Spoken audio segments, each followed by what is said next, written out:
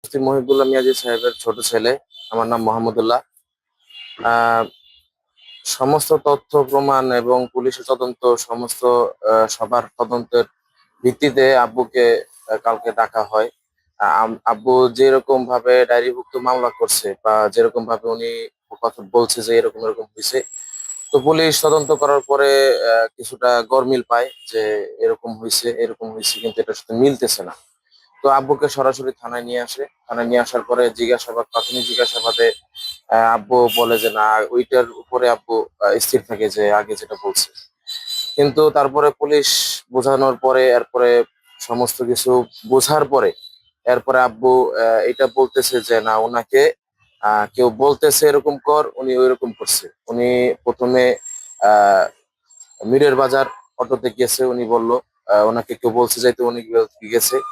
তারপরে ওনাকে বললো যে এখন জয়দেবপুর যা সিএনজি দিয়ে, তো উনি জয়দেবপুর গেছে। তারপরে ওনাকে বললো যে শ্যামলী টিকিট বাস কাউন্টারে টিকিট সংগ্রহ কর, তো উনি সংগ্রহ করছে। তারপরে ওই 10টার সময় কোথায় যেন নামাইছে, নামলো উনি। তারপর ওইখান থেকে আবার পঞ্চগড়ের টিকিট কাউন্টার গিয়ে পঞ্চগড়ের বাসে উঠে পঞ্চগড় নামলো। ওইখান থেকে আব্বু নিজে হেঁটে আবার নিজেই পায়ে শিকল বাঁধলো। এগুলো আব্বুকে কেউ বলতেছে, আব্বু এটা অনুভব করতেছে, আব্বুকে কেউ বলতেছে। তো আব্বু এই অনুসারে সব কাজ করছে। আব্বু এটা নিজেই করছে, উনি নিজেই বললো যে উনি নিজেই করছে। আহ, আহ, অনেক বোঝানো সুঝানো, এরপরে অনেক আমরা সবাই মিলে বোঝানোর পরে আব্বু বলছে যে হ্যাঁ উনি নিজেই করছে।